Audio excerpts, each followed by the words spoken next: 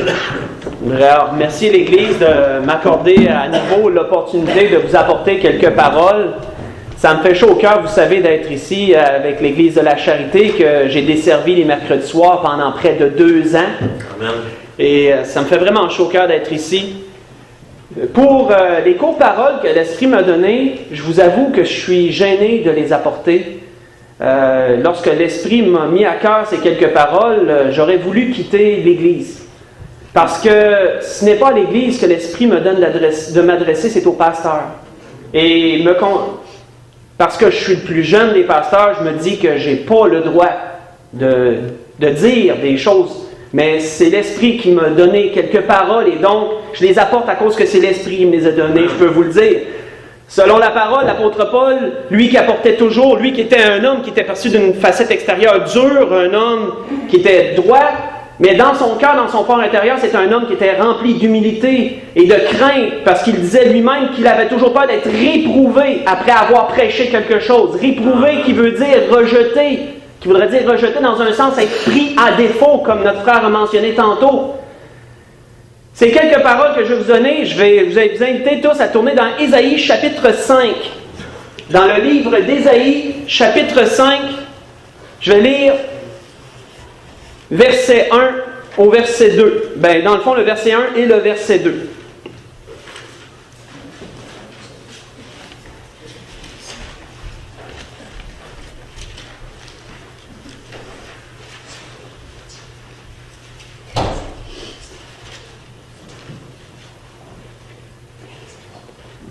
Nous voyons Ésaïe qui était vigneron de Messier, qui avait lui-même une vigne, dresser ce portrait par l'Esprit, dresser ce portrait au peuple d'Israël. Je chanterai à mon bien-aimé le cantique de mon bien-aimé sur sa vigne. Mon bien-aimé avait une vigne sur un coteau fertile.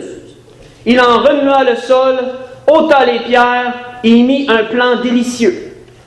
Il bâtit une tour au milieu d'elle et il y creusa aussi une cuve.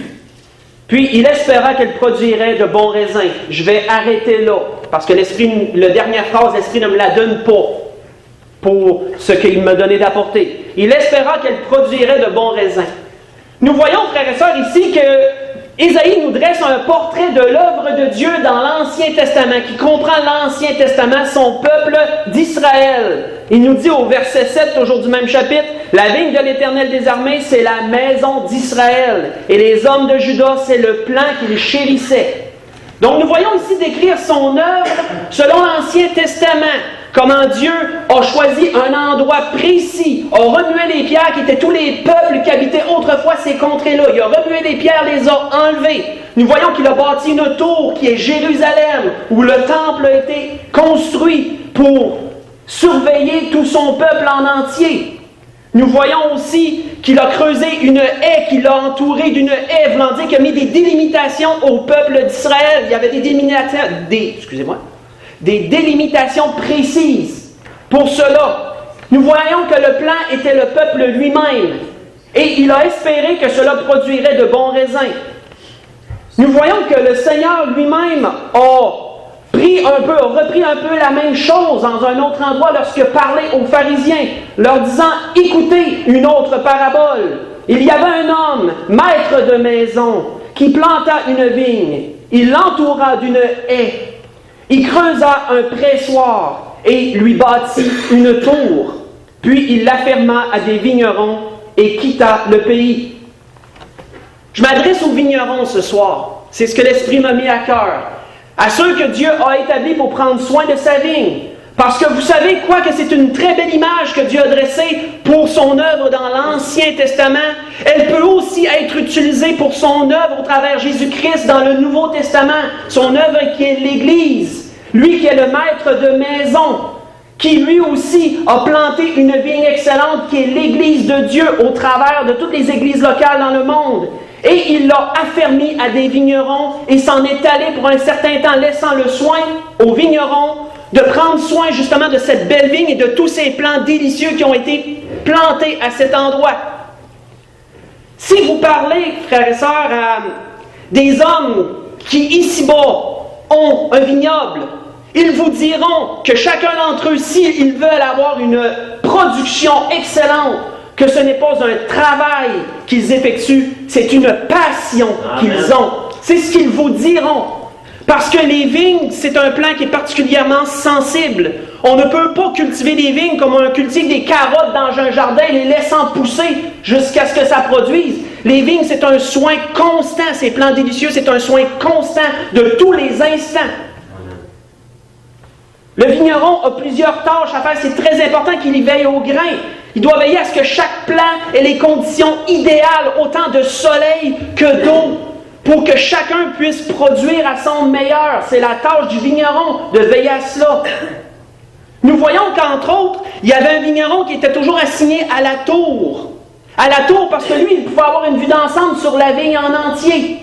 Et il devait vérifier est-ce qu'il n'y ait aucun intrus, rien qui vienne affecter les vignes, les plants délicieux d'une façon ou d'une autre.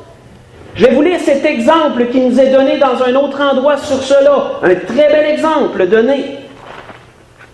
Nous voyons qu'il est dit, pas besoin d'y tourner dans le Cantique des Cantiques, prenez-nous les renards, les petits renards qui ravagent les vignes, car nos vignes sont en fleurs.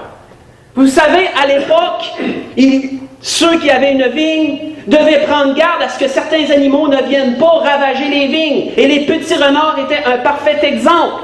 Ces petits renards qui, d'une façon anodine, parce qu'ils semblaient tout mignons, tout beaux, venaient et ils grugeaient les pieds des vignes parce que c'est sucré. Ils en lichaient la sève, ils allaient chercher la sève, grugeaient les pieds des vignes et les laissaient ainsi, ils allaient d'une vigne à l'autre, de sorte que les vignes se desséchaient et ne produisaient plus rien.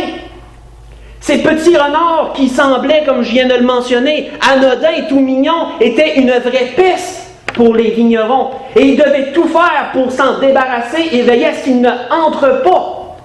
Pour vous donner une image comparable, je vous dirais que ces petits renards pourraient être semblables à des écureuils pour celui qui a une érablière, ou à un castor pour celui qui a une terre à bois. Dans tous les cas, comme vous pouvez vous l'imaginer, c'est un ravage que ces animaux-là font.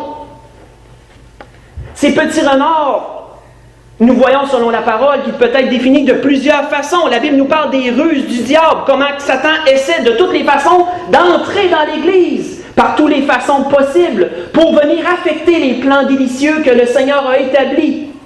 Ces petits renards peuvent sembler très anodins, de différentes formes, peu importe, nous ne défierons pas de choses. Mais nous voyons que les vignerons avaient la tâche de s'assurer à ce qu'aucun n'entre. Et c'était extrêmement important. C'est pourquoi, entre autres, qu'il y avait une haie tout autour de la vigne, un muret, nous pourrions dire, pour s'assurer à ce que rien ne entre dans la vigne, mais que tout reste dehors. Je vous invite à tourner dans un autre endroit, dans les Proverbes. Dans les Proverbes, chapitre 24. Nous allons lire à partir du verset 30. Verset 30 au verset 33.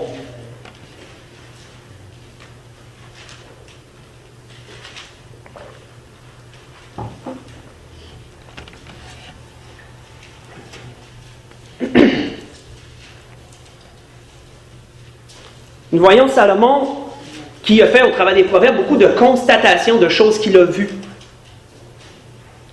et qui les a mis sous forme de proverbes, sous forme de petites pensées pour faire réfléchir ses lecteurs. J'ai passé près du champ d'un paresseux et près de la vigne d'un homme dépourvu de sens. Et voici, les épines y croissaient partout et les ronces en couvraient la surface. Je vais arrêter là. Comme nous le voyons, il y avait un entretien à faire dans cette fameuse vigne. Il devait s'assurer à ce qu'il n'y ait pas de mauvaises herbes dans la vigne, à ce qu'il n'y ait pas de ronces qui commencent à pousser qui pourraient affecter les plants d'une quelconque façon, leur empêcher d'avoir la lumière et l'eau qu'ils ont besoin, prenant cette énergie à la place des plants délicieux qui en ont tant besoin. Nous voyons que les vignerons qui faisaient cet entretien devraient prendre extrêmement garde à ces plants délicieux parce que les vignes, comme je vous l'ai mentionné, c'est un plant fragile. Ce n'est pas un plant qu'on peut émonder n'importe comment ou qu'on peut y mettre une hache, je vous dirais, un bûcheron. C'est vraiment quelque chose de très, très particulier. C'est un peu comme l'apôtre Paul disait à Timothée dans ces choses-là. Il dit, « Je t'en conjure devant Dieu et devant Jésus-Christ, qui doit juger les vivants et les morts. Et au nom de son avènement et de son royaume, prêche la parole, insiste en tout temps, favorable ou non, reprend, censure, exhorte. » Ce bout-là semble toujours beau, toujours facile, mais la suite est d'autant plus importante. En toute douceur et en instruisant.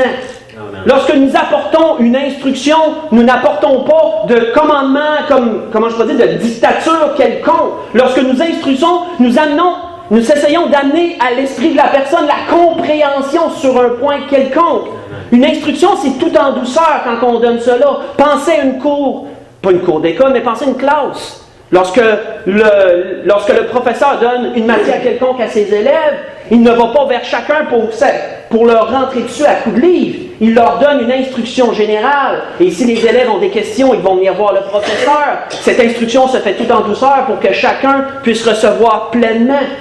Nous voyons qu'il en est ainsi pour le vigneron lorsqu'il surveillera qu'il n'y a pas de mauvaises herbes alentour de ces plants délicieux qui ont été plantés. Il verra que ce soit tout en douceur s'il doit faire quelque chose, que ce soit en instruisant qu'il le fasse.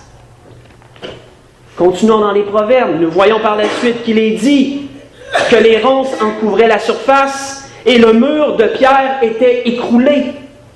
Vous savez, il y a toujours des belles images qu'on peut aller chercher de toutes ces choses. Les murs de pierre, c'est l'enseignement qu'il donne. Il doit prendre garde à ces choses. C'est encore un peu comme l'apôtre Paul disait à Timothée. « Occupe-toi de ces choses, disait-il. Donne-toi tout entier à elles. Persévère et veille sur toi-même et sur ton enseignement. » C'est ça le muret de pierre, vous savez, mes confrères vignerons.